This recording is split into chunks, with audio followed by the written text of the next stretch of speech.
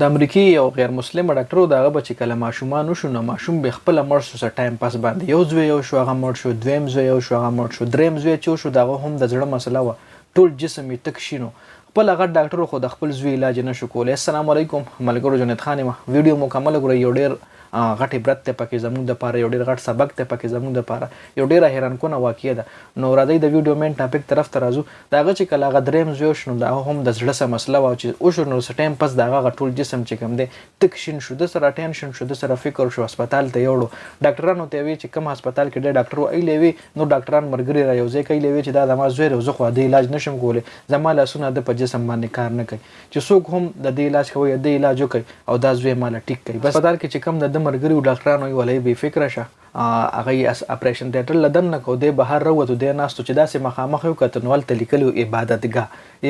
داسې یو عبادتګاه امریکا کې هسپتال کې جوړ شوی و چې کې د هر مذهب د پاره خپل ځای جوړ کړو، مسلمانانو د پاره پکې ځای، هندوانو د پاره ځای. نو دی ورغه بس د ال تکې ناستو په صحن کې د تخیه په شکل کې ناستو. دا یو داسې غیر مسلم او چې لکه دی غیر مسلمو کې ډیر زیات قسمونه دي، څوک د سی عبادت کوي، څوک د سی عبادت کوي، مسلمان شکر الحمدلله د خدای پاک عبادت کوي. خدای یو داسې غیر مسلمو چې دوی د دنیا اتوماتیک چلی د یو ختم نه منل، دوی چې په دې دنیا لکه مطلب د دنیا نه چا پیدا کړی دا ټول هر سیستم چې کوم دی دا یو اتوماتیک دی، د چا هم عبادت نه کوله، هیڅ هم د نه منل.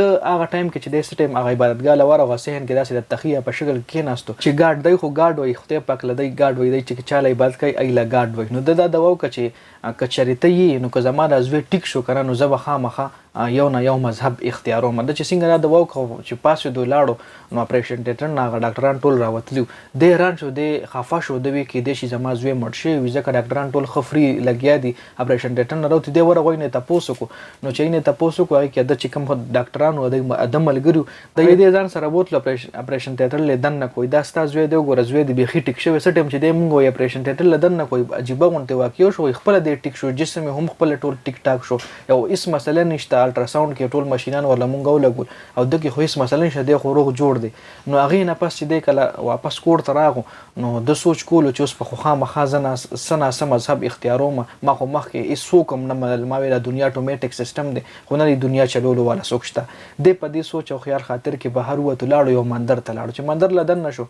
نه دوانو عبادتګاه ته لاړو چلته دن نشو دی وی التماله هیڅ سکون ملو نشو واپس راوتم لاړم یو چرچ ته لاړم چې چرچ ته دن نشو نو دی وی التم زما د هیڅ سکون ملو نشو. بیا داسې ګرځیدم یو مدرسه را لپاره نظر باندې راغ مدرسې له چې دن نو راغ مې کې یو کاری صاحب ناستو، کاری صاحب سره شاګردان هم ناستو، یو قرآن شریفونه داسې نیولي او یادولو حفظ کولو. نو د خو پیدونه د تاسو کو چې دا دای څه کوي نو کاری صاحب ولوي چې دا زموږ کتاب دی، دا زموږ په خوږ نبی حضرت محمد صلی الله علیه و آله وسلم باندې نازل شوی دی او د قرآن شریف ویل شو دا د الکان چې کوم ناستي دا د حفظ کولو کوشش کوي یادای.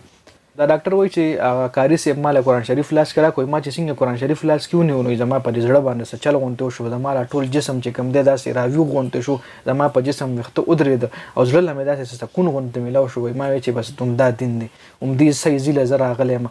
ما کاری صاحب لمه وی چې بس ما په خپل هر څه باندې فکر او ما مسلمان کا مطلب مال خپل دین خو یا مال کلمه خو نو هغه کاری صاحب چې کوم دی هغه بیا زه مسلمان کما او ما بیا خته او منلو ما وی چې د دنیا چلولو ولا سوک نه سوک شته زما دعا هغه قبول کړه ما زوی ټیک ټاک کو. اوس د دې واقعي تاسو سره د شیر کولو مقصد زما سره د شیر کولو مقصد صرف او صرف زما دار چې کله مونږ الله پاک نه سچ دل نه سو غواړو الله پاک مونږ راکړي او صرف او صرف سکون چې کم دی کړه زړه سکون غواړي کړه دماغ سکون غواړي ذهني سکون غواړي صرف او صرف د الله پاک په دین کې دی. دا یو شاړ غونته واقعي او امید دربه لرم چې تاسو به خوښی ویډیو مخکې ملګرو سره شریک کړئ کمنټ کې سبحان الله ماشاءالله ضروري کوي. جنید خان افیشل چینل سبسکرایب کړئ، جنید خان سپیکس پیج هم لایک کړئ. ډیر زیات مننه، والسلام.